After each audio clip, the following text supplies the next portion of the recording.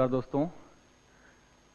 हम लोग यूपीएसएल की क्लास अपनी कंप्लीट कर रहे हैं। अभी तक कुल 6 क्लासेस आपकी हो चुकी हैं। कल की जो क्लास थी वो हमारी चैप्टर यूपीएसएल का जो चैप्टर 2 था, प्रमुख संस्थान, संगठन और संग्रहालय का भाग 3 हमने कंप्लीट किया था। और उसके माध्यम से उत्तर प्रदेश के जो प्रमुख संस्थान हैं, संगठन हैं, संग्रहालय हैं, कृषि विश्वविद्यालय हैं, कला संस्थान हैं, औद्योगिक संस्थान है, रिसर्च सेंटर हैं, सबकी डिटेल हमने वहाँ कंप्लीट कर ली थी। इस पूरी जितने भी डिटेल अभी हमने आपको बोला है, सबका एक कंप्लीट लेक्चर हमारा यूट्यूब पे पड़ा हुआ है, जहाँ से आप देख सकते हैं। आज जो हम क्लास स्टार्ट करेंगे उत्तर प्रदेश स्पेशल की, वो चैप्टर 3 होगा। और चैप्टर 3 की जो क्लास होगी, उस क्लास में भी हम चैप्टर 3 है हमारा, चैप्टर 3 को भी कई पार्ट में हम आपके सामने प्रेजेंट करेंगे। चैप्टर 3 जो हमारा है, उसका जो आप देखेंगे सब्जेक्ट है वो है सांस्कृतिक परिचय, सांस्कृतिक परिचय। तो चैप्टर 3 का जो टॉपिक है वो हमारा सांस्कृतिक परिचय है। आज उसका हम भाग 1 कंप्लीट करेंगे। चलिए हम अपने आज का टॉपिक स्टार्ट करते हैं। आज का टॉपिक हमारा सांस्कृतिक परिचय से है। तो यहाँ जितने भी सांस्कृतिक कार्यक्रम उत्तर प्रदेश में होते हैं, जितने भी संगीत हैं, नाटक हैं, नृत्य हैं, जितने भी आपके संगीत, नाटक, नृत्य से संबंधित घराने हैं, जितने भी आपके इंस्ट्रूमेंट हैं, जितने भी आपके एरा चलते हैं, जितने भी आपकी शैलियाँ हैं, मंदिर निर्माण शैली है, इन सारे मुद्दों पे हम बात करेंगे और इसको कई पार्ट में हम कंप्लीट करेंगे। तो आज के पहले पार्ट में हमारा जो पहला क्वेश्चन है वो है, प्रदेश में सांस्कृतिक विभाग, सांस्कृतिक विभाग की स्थापना किस वर्ष की गई थी? ये फैक्चुअल क्वेश्चन है जिसको आपको ध्यान में रखना है। तो सांस्कृतिक विभाग की जो स्थापना है, क्वेश्चन में पूछा गया सांस्कृतिक विभाग की स्थापना कब की गई थी? तो सांस्कृतिक विभाग की स्थापना आपका उत्तर प्रदेश में, फैक्चुअल क्वेश्चन है तो इसका आंसर है बी। सांस्कृतिक विभाग की स्थापना उत्तर प्रदेश में 1957 में की गई थी। यहां हमने आपके लिए कुछ डाटा प्रेजेंट किया है। प्रदेश में सांस्कृतिक विभाग की स्थापना आपकी 1957 में की गई। प्रदेश के प्रमुख सांस्कृतिक क्षेत्र आप देखेंगे, ब्रज है, अवध है, बुंदेलखंड, रुहेलखंड तथा भोजपुरी क्षेत्र। ये प्रमुख वो क्षेत्र हैं जो सांस्कृतिक रूप से उत्तर प्रदेश में प्रसिद्ध हैं। प्रदेश में स्थापत्य कला, स्थापत्य कला के प्राचीनतम यानी कि मौर्यकालीन नमूने प्राप्त होते हैं सारनाथ, कौशाम्बी, कुशीनगर आदि स्थानों पे। और आपने एक चीज देखा होगा, कल की क्लास में हमने आपसे बात किया था और वहां बात किया था कि सबसे पुरातन संग्रहालयों में जो पुरातन वस्तुओं से संबंधित संग्रहालय है वो कहाँ पे है? तो हमने आपसे ऑप्शन में बात किया था कि सारनाथ में एक संग्रहालय है, वाराणसी। सारनाथ में एक संग्रहालय है वाराणसी, जो पुरातन वस्तुओं के संग्रहालय से संबंधित है। और उत्तर प्रदेश में जो पुरातन वस्तुएं हैं, वो सबसे पुरातन वस्तुएं मौर्यकालीन से स्थापत्य शैली से पाई गई हैं। मौर्यकालीन स्थापत्य शैली से प्राचीनतम वस्तुएं पाई गई हैं और उनका जो संग्रहालय है, आपको हमने कल भी बात किया था, सारनाथ में आपको संग्रहालय देखने को मिलेगा, कौशाम्बी में, कुशीनगर, इन स्थानों पर आपको देखने को मिलेगा। तो यहाँ 2 चीजें आपको याद रखने वाली हैं। पहला, प्रदेश में सांस्कृतिक विभाग की स्थापना कब हुआ? 1957 में। और दूसरा, प्रदेश में स्थापत्य कला के प्राचीनतम नमूने कहाँ से प्राप्त हुए हैं? तो सारनाथ, कौशाम्बी और कुशीनगर से। और वो प्राचीनतम नमूने किस काल से प्राप्त हुए हैं? तो आपका मौर्यकालीन युग से प्राप्त हुए हैं। इतनी चीज आप ध्यान रखिएगा। अब अगला क्वेश्चन हम देखते हैं, सरकी शैली। सरकी शैली का आप नाम सुने होंगे। एक शासक थे हुसैन शाह सरकी, ये उन्हीं के नाम पे सरकी शैली का नाम, इस शैली का नाम सरकी शैली पड़ा है। और सरकी शैली आपका जो फेमस एरिया है वो है जौनपुर। तो सरकी शैली का क्वेश्चन है, सरकी शैली का सर्वोत्कृष्ट नमूना कहाँ पे है? आपका ऑप्शन है अटाला मस्जिद, ताजमहल, देवगढ़, बड़ा इमामबाड़ा। तो जैसे हमने आपको बता दिया कि सरकी शैली का संबंध जौनपुर से है, तो जौनपुर से है। अगर आप देखेंगे ताजमहल आपका कहाँ पड़ता है? आगरा में। देवगढ़ कहाँ है? झांसी में।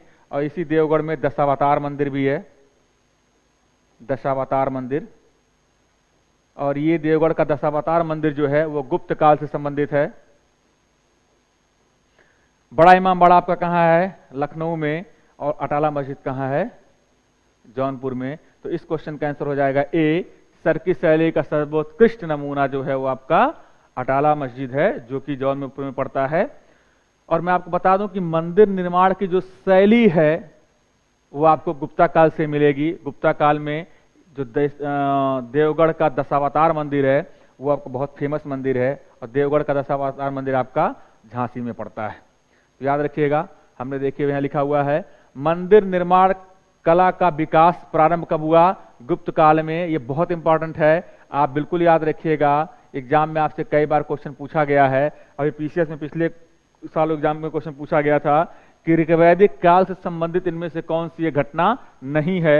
वहां एक ऑप्शन था मंदिर निर्माण शैली। तो बहुत से बच्चों को ऐसा लगा कि क्योंकि ऋग्वैदिक काल में पूजा अर्चना बहुत बड़े स्तर पर होती थी तो मंदिर कहीं ना कहीं रहा होगा, और उन्होंने उस मंदिर वाले ऑप्शन को भी अपने आंसर में क्लिक कर लिया, जिसके चलते उनका आंसर गलत हो गया। आप बिल्कुल क्रिस्टल क्लियर रखिए कि इतिहास में जब आप पढ़ेंगे तो मंदिर निर्माण शैली का उद्भव ही गुप्त काल से होगा, इसलिए आप बिल्कुल क्लियर रहिए। गुप्त काल से पहले मंदिर निर्माण आपको नहीं दिखाई पड़ेगा। तो मंदिर निर्माण का जो काल है वो आपको गुप्त काल से मिलेगा। गुप्तकालीन मंदिरों को साक्ष्य मिलते हैं आपके, देखिए भैया मैंने बताया देवगढ़ झांसी, भीतरगांव कानपुर और भीतरी गाजीपुर। ये वो प्राथमिक स्थल हैं जहां से मंदिर निर्माण के आपके साक्ष्य पाए जाते हैं। और ये सारे स्थल किससे संबंधित हैं? गुप्त काल से। किससे संबंधित हैं? गुप्त काल से। और ये उत्तर प्रदेश में स्थित वो जगह है जहां गुप्तकालीन मंदिरों के साक्ष्य पाए जाते हैं। देवगढ़ में दशावतार मंदिर, भीतरगांव कानपुर और भीतरी गाजीपुर ये मंदिर आपको मिलेंगे। मध्यकाल में, मिडल इंडिया मध्यकाल में स्थापत्य कला की दो प्रमुख शैलियों का विकास हुआ, सरकी शैली और मुगल शैली। सरकी शैली आपकी कहां पे है? जौनपुर। और मुगल शैली आपकी कहां है? आगरा में। और आगरा में मुगल शैली, ये आपका ताजमहल आपको आगरा शैली में दिखाई पड़ेगा। ठीक है ना? तो सरकी शैली और आगरा शैली दोनों का संबंध मध्यकाल से है। सरकी शैली आपका जौनपुर में, और उसका जो प्रसिद्ध नमूना है वो है आपका अटाला मस्जिद, जौनपुर का अटाला मस्जिद।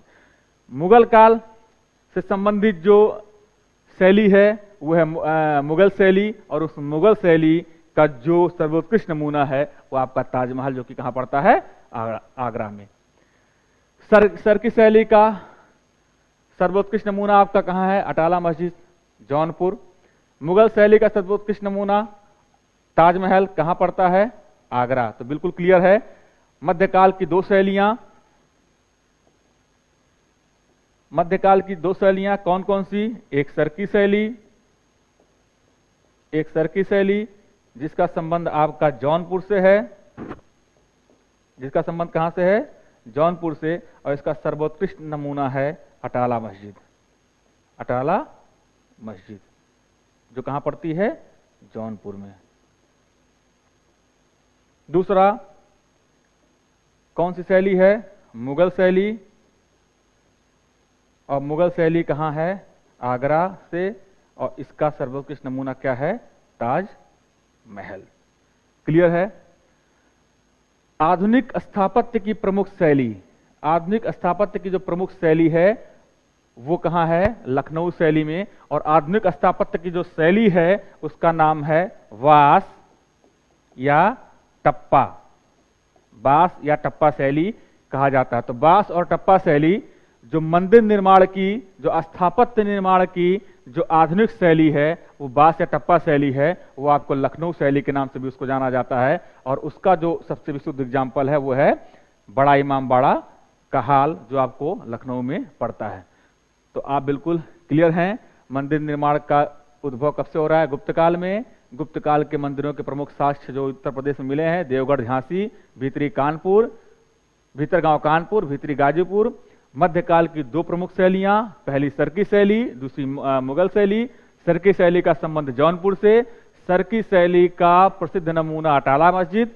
मुगल शैली का संबंध मुगल काल से और मुगल शैली का संबंध आगरा से, मुगल शैली का सबसे प्रसिद्ध नमूना ताजमहल। आधुनिक शैली जिसको बास या टप्पा बोला जाता है, वो लखनऊ शैली के नाम से जानी जाती है, उसका सबसे प्रसिद्ध नमूना बड़ा इमामबाड़ा का हाल। क्लियर है? हम चलिए अपने अगले क्वेश्चन पर चलते हैं। देखिए, अभी हमने कुछ देर पहले आपसे डिस्कस किया था बास या टप्पा शैली या टप्पा शैली। टप्पा भी लिख के आ सकता है या टम्पा भी लिख के आ सकता है, तो आप क्लियर रखिएगा। बास या टम्पा, टप्पा या टप्पा शैली किस की प्रमुख चित्रकला शैली है? तो आपको बताया मैंने अभी कहाँ की है आंसर। हमने आपको इसके पहले क्वेश्चन बताया था कि आधुनिक शैली है, आधुनिक काल की है, और ये कहाँ में देखने को पाई जाएगी? उत्तर प्रदेश में लखनऊ में। इसको लखनऊ शैली के नाम से भी जाना जाता है, और इसका जो सर्वोत्कृष्ट नमूना है वो क्या है? बड़ा इमामबाड़ा का हाल। बड़ा इमामबाड़ा का हाल, ये आपकी बास और टम्पा शैली आधुनिक शैली है, जिसको लखनऊ शैली के नाम से जाना जाता है। यहाँ देखिए आपको दिया गया है चित्रकला के प्राचीनतम नमूने उत्तर प्रदेश में कहाँ कहाँ से मिले हैं? मिर्जापुर सोनभद्र के सोनकढ़ा व लिखनिया से, मनिकापुर से, जोगीमारा, होशंगाबाद, रायगढ़ आदि स्थलों पर या गुफाओं पे मिले हुए हैं। मध्यकाल की प्रमुख चित्रकला शैली अभी हमने आपको बताया, मुगल शैली, आगरा, मथुरा, ब्रज, बुंदेली शैली। मुगल चित्रकला की नींव आपको मिडल इंडिया में पढ़ा होगा, किसने रखी थी? हुमायूं ने। मुगल चित्रकला शैली का स्वर्णकाल माना जाता है जहांगीर के काल को, बिल्कुल याद रखिएगा। मुगल चित्रकला शैली का स्वर्णकाल किसके काल को माना जाता है? जहांगीर के काल को। ये बिल्कुल इंपॉर्टेंट है, याद रखिएगा। काशी नरेश के संरक्षण में विकसित चित्रकला शैली क्या है? अपभ्रंश या कंपनी शैली। याद रखिएगा, कंपनी शैली या अपभ्रंश शैली का विकास काशी नरेश के संरक्षण में हुआ था। ये एग्जाम में कई बार पूछा गया है। और आधुनिक चित्रकला की प्रमुख शैलियां हैं बास, टम्पा, लखनऊ शैली। तो इन शैलियों को, इन डाटास को आप याद रखेंगे। इनमें जो सबसे महत्वपूर्ण याद रखने वाली चीजें हैं वो ये हैं, पहला, मुगल चित्रकला की नींव किसने रखी? दूसरा, मुगल चित्रकला शैली का स्वर्णकाल किसके काल में माना जाता है? और तीसरा, आधुनिक चित्रकला शैली की प्रमुख शैली क्या है? बास या टम्पा, जो कि आपके लखनऊ में लखनऊ शैली के नाम से जानी जाती है।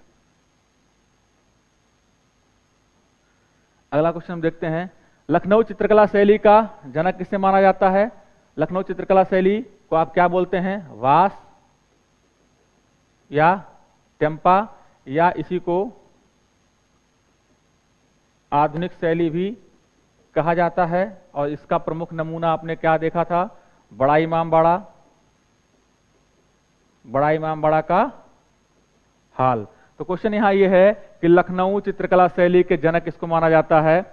ऑप्शन आपका स्वामी हरिदास, हरिपाल, वाजिद अली शाह या आसित कुमार हलदार। तो इसका ऑप्शन आपका है ए, आसित कुमार हलदार। आसित कुमार हलदार को लखनऊ चित्रकला शैली का जनक माना जाता है।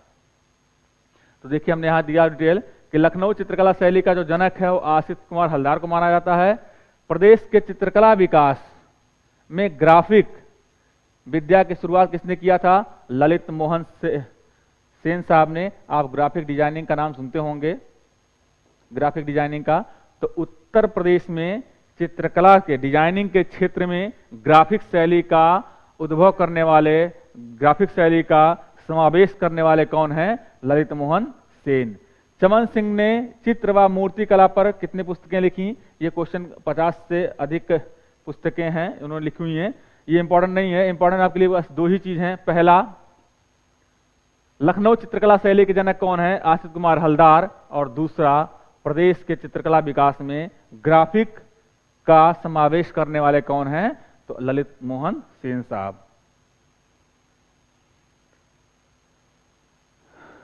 क्वेश्चन नंबर 5, तबला या सितार का आविष्कारक किसे माना जाता है?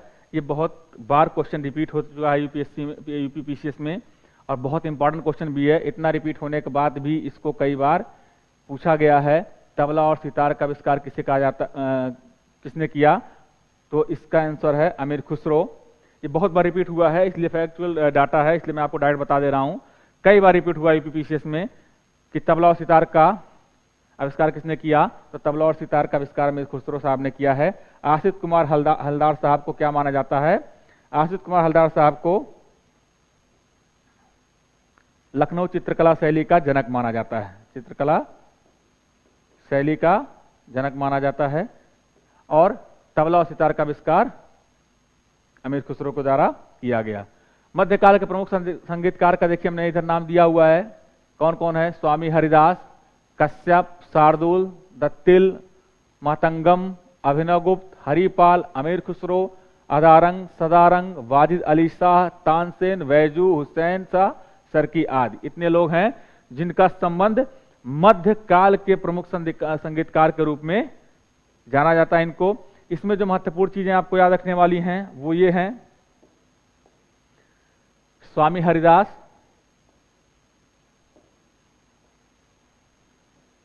स्वामी हरिदास, अमीर खुसरो, वाजिद अली शाह, तानसेन, वैजू और हुसैन शाह सरकी।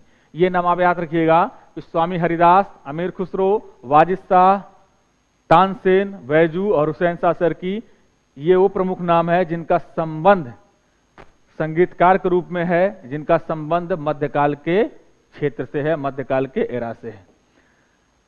ईरानी, फारसी, भारतीय रागों का मिश्रण किया, किसने किया? अमीर खुसरो साहब ने। कव्वाली, तराना, कौला, कलवाना आदि शैलियों का खोज किसने किया? अमीर खुसरो साहब ने। तबला व सितार का आविष्कार किसको माना जाता है? अमीर खुसरो साहब को। तो आप बिल्कुल याद रखिएगा, ये तीनों डाटा बहुत ही इंपॉर्टेंट हैं, ये तीनों डाटा बहुत इंपॉर्टेंट हैं कि ईरानी, फारसी व भारतीय रागों का सम्मिश्रण किसके द्वारा किया गया? अमीर खुसरो के द्वारा। तबला और सितार का आविष्कार किसके द्वारा किया गया? अमीर खुसरो के द्वारा। कव्वाली, तराना, कौला, कलवाना का आविष्कार किसके द्वारा किया गया? अमीर खुसरो के द्वारा। और अमीर खुसरो किस काल के प्रमुख संगीतकार थे? तो मध्यकाल के प्रमुख संगीतकार थे अमीर खुसरो साहब। अब हम देखते हैं अपना अगला क्वेश्चन। अगला क्वेश्चन हमारा है कि स्वामी हरिदास की संगीतबद्ध रचनाएं हैं। आपसे 3 संगीतबद्ध रचनाएं दी गई हैं। इनमें से पूछा गया है कि क्या तीनों या तीनों में से कौन कौन सी रचनाएं स्वामी हरिदास ने रचित की हैं, स्वामी हरिदास की संगीतबद्ध रचनाओं से संबंधित हैं। ऑप्शन आपका है केवल 1, बी ऑप्शन है 1 या 2, सी ऑप्शन है 1 या 3, डी ऑप्शन है सभी तीनों। तो ये क्वेश्चन भी एक बार पूछा जा चुका है। इसका ऑप्शन आपका है बी, केवल 1, 3, यानी कि स्वामी हरिदास की जो संगीतबद्ध रचनाएं हैं वो श्री केलीमाल और अष्टादश, ये दोनों स्वामी हरिदास की संगीतबद्ध रचनाएं हैं। यहां देखिए हमने स्वामी हरिदास उत्तर प्रदेश के संगीतज्ञों में प्रमुख हैं, जहां से क्वेश्चन पूछे गए हैं, इंपॉर्टेंट हैं। तो स्वामी हरिदास से रिलेटेड जितने भी क्वेश्चन बन सकते हैं, जहां से क्वेश्चन बनने की संभावनाएं हैं, वो सब हमने आपको एक डाटा के रूप में प्रेजेंट किया है। जैसे प्रसिद्ध संगीतज्ञ भक्ति स्वामी हरिदास की संगीतबद्ध रचनाएं कौन कौन सी हैं? केलीमाल और अष्टादश। याद रखिएगा, केलीमाल और अष्टादश ये 2 प्रमुख रचनाएं हैं जो संगीत से संबंधित हैं, और इनके रचयिता कौन है? स्वामी हरिदास। फिर हमने आपसे दूसरा डाटा दिया है कि स्वामी हरिदास जी कहाँ रहते थे। तो स्वामी हरिदास जी का जो निवास था या जो संबंधित क्षेत्र है उनका, वो निधिवन, वृंदावन से संबंध रखते हैं। स्वामी हरिदास जी का जन्म कहाँ हुआ था? हरिदासपुर, अलीगढ़। तो देखिए स्वामी हरिदास का जो जन्म हुआ था वो हरिदासपुर, अलीगढ़ से, लेकिन उनका जो संगीत की रचनाएं हुई, जो उनकी आगे की प्रक्रियाएं संचालित हुई, वो कहां से? निधिवन, वृंदावन से। ध्रुपद धमार राग का प्रवर्तन किसके द्वारा किया गया? स्वामी हरिदास जी के द्वारा। कृष्ण भक्ति स्वामी हरिदास प्रसिद्ध हैं ध्रुपद गायन के लिए। तानसेन, बैजू, गोपाल आदि 8 शिष्य किसके हैं? स्वामी हरिदास के हैं। तो आप इससे समझ गए होंगे कि स्वामी हरिदास कितने महत्वपूर्ण हैं यूपीपीसीएस के एग्जाम के लिए, और इनसे क्वेश्चन बना भी है और आगे बनने की संभावनाएं भी हैं। तो आपको स्वामी हरिदास से संबंधित जो प्रमुख चीजें याद रखनी है वो याद रखनी है कि स्वामी हरिदास का संबंध संगीत रचना से है, संगीत रचना से है, और इनकी 2 प्रमुख संगीत रचनाएं हैं, एक केलीमाल और दूसरा अष्टादश। दूसरा, इनको आपको याद रखना है कि स्वामी हरिदास ध्रुपद और धमार राग के प्रवर्तक भी हैं। ध्रुपद धमार राग के प्रवर्तक भी हैं। तीसरा, वो जो गायन है वो ध्रुपद में अपना गायन करते थे, ध्रुपद राग में अपना गायन करते थे। और उनके जो प्रमुख शिष्य हैं, उनके कुल कितने प्रमुख शिष्य थे? 8। 8 में जो प्रमुख नाम है तानसेन, वैजू और गोपाल। ये आपसे एग्जाम में पूछा जा चुका है। तानसेन, वैजू और गोपाल इनके प्रमुख शिष्यों में गिने जाते हैं, तो आप इसको याद रखिएगा। अब हम अपने अगले क्वेश्चन पर चलते हैं। हमारा अगला क्वेश्चन है क्वेश्चन नंबर 7। यहां पूछा गया है, संगीत की दृष्टि से लखनऊ घराने का स्वर्णकाल माना जाता है। लखनऊ घराने का स्वर्णकाल किस शासक के काल को माना जाता है, ये आपसे यहाँ पूछा गया है। घराने वो होते हैं जहाँ के कुछ संगीतज्ञों की अपनी एक अलग श्रेणीबद्ध शैली होती है, तो उस अलग श्रेणीबद्ध शैली को मिला करके जो समूह, जो संगठन बनाया जाता है, उस संगठन या समूह को कुछ घराने के नाम दिए गए हैं, जैसे कन्नौज घराना, किराना घराना, बनारस घराना। उसी में एक है आपका लखनऊ घराना। तो क्वेश्चन ये है कि संगीत के दृष्टि से लखनऊ घराने का स्वर्णकाल किस के काल को माना जाता है? पहला ऑप्शन आपका वाजिद अली शाह, दूसरा है आपका सादत अली खां, तीसरा है मोहम्मद अली शाह, चौथा है अमजद अली शाह। तो आप अगर यूपी के इतिहास को पढ़े होंगे या यूपी के प्रीवियस ईयर क्वेश्चन पेपर को रिवाइज भी किए होंगे, तो उत्तर प्रदेश के कला संस्कृति से संबंधित जो एक प्रसिद्ध नाम है, जिनके काल में कला संस्कृति या संगीत ये सब अपने चरमोत्कर्ष पे पहुंचा और उसी के कारण उसको स्वर्णकाल माना जाता है। और वो शासक खुद में ठुमरी का प्रवर्तक था। उस शासक खुद में ठुमरी की बंदिशें बनाया करता था और वो ठुमरी की बंदिशें अपने अख्तर पिया के नाम से बनाया करते थे, और वो शासक थे वाजिद अली शाह साहब। तो संगीत की दृष्टि से लखनऊ घराने का जो स्वर्णकाल है वो वाजिद अली शाह के काल को माना जाता है। संगीत के कुछ प्रमुख घराने देखिए, हमने आपको भी बताया था, आगरा घराना, लखनऊ घराना, वाराणसी घराना, सहारनपुर घराना, रामपुर घराना, किराना घराना जो कि मुजफ्फरनगर में पड़ता है, अतरौली घराना जो कि अलीगढ़ संबंधित है, खुर्जा अलीगढ़ घराना आदि हैं जो आपके प्रमुख संगीत घराने हैं उत्तर प्रदेश में। संगीत की दृष्टि से लखनऊ घराने का स्वर्णकाल वाजिद अली शाह के काल को माना जाता है। और वाजिद अली शाह जो हैं वो अख्तर पिया के नाम से ठुमरी की बंदिशें लिखा करते थे। ठुमरी की बंदिशें ये लिखा करते थे अख्तर पिया के नाम से वाजिद अली शाह साहब। और वाजिद अली शाह के ही काल में संगीत के दृष्टि से लखनऊ को स्वर्णकाल माना जाता है। अगला क्वेश्चन हमारा है, अख्तर पिया उपनाम से किस शासक ने ठुमरी की बंदिशें तैयार की? तो भी हमने आपको बताया कि अख्तर पिया के नाम से ठुमरी की बंदिशें तैयार करने वाले जो शासक थे वो वाजिद अली शाह साहब से, और वाजिद अली शाह साहब के काल को ही लखनऊ घराने का स्वर्णकाल भी माना जाता है। घराने कौन से हैं, कितने, हमने आपको भी पीछे बताया। वाजिद अली शाह के काल में काफी लोकप्रिय कौन सा हुआ? ठुमरी नृत्य। ठुमरी नृत्य सबसे अधिक प्रसिद्ध हुआ वाजिद अली शाह के काल में, और वाजिद अली शाह साहब भी ठुमरी की बंदिशें लिखा करते थे, तैयार करते थे, किस नाम से? अख्तर पिया के उपनाम से। तो अगर आपसे क्वेश्चन पूछा भी जाता है कि अख्तर पिया के उपनाम से किसे जाना जाता है, तो आपका आंसर होगा वाजिद अली शाह साहब। अख्तर पिया के नाम से वो क्या करते थे? ठुमरी की बंदिशें तैयार करते थे। ठीक है। लखनऊ के मियां गुलाम नबी सौरी ने किसका प्रवर्तन किया? टप्पा शैली का। और टप्पा कौन सी शैली है? इसको एक नाम और दिया जाता है वास शैली, और इन दो टप्पा या वास शैली को क्या बोला जाता है? आधुनिक शैली। आधुनिक शैली। टप्पा या वास शैली को क्या बोला जाता है? आधुनिक शैली या लखनऊ शैली, या लखनऊ शैली। और इसका सर्वोत्कृष्ट उदाहरण कौन सा है? बड़ा इमाम बाड़ा का हाल। बड़ा इमाम बाड़ा का हाल। तो क्वेश्चन ये है कि लखनऊ की मियां गुलाम नबी सौरी ने किस चीज का प्रवर्तन किया? तो टप्पा या वास शैली का इन्होंने प्रवर्तन किया है। वाजिद अली शाह के दरबार में जो प्रमुख कलाकार थे वो कौन थे? बिंदा दिनी जो कत्थक से संबंधित थे, कोदऊ सिंह जो पखावजी बजाते थे। क्लियर है? तो बिंदा दिनी और कोदऊ सिंह ये दोनों किसके दरबार से संबंधित थे? तो वाजिद अली शाह के दरबार से संबंधित थे। बिंदा दिनी का संबंध कत्थक से था और कोदऊ सिंह पखावज बजाया करते थे। अब हम चलते हैं अपने अगले क्वेश्चन पे, क्वेश्चन नंबर 9 पे। आधुनिक शास्त्रीय गायन, बहुत इंपॉर्टेंट क्वेश्चन है। आधुनिक शास्त्रीय गायन का पिता किसे माना जाता है? ऑप्शन है आपका बिंदा दिनी, पंडित राम सहाय, तानसेन और उस्ताद फयाज खां।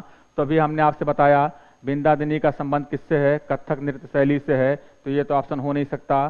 तानसेन का संबंध किससे है? मध्यकाल से है, तो आपका ऑप्शन ये हो नहीं सकता। पंडित राम सहाय, दूसरा बचा उस्ताद फयाज खां। तो आधुनिक शास्त्रीय गायन, आधुनिक शास्त्रीय गायन का संबंध जो है वो उस्ताद फयाज खां से है, तो इसका ऑप्शन है सी डी। आधुनिक शास्त्रीय गायन का पिता उस्ताद फयाज खां साहब को माना जाता है।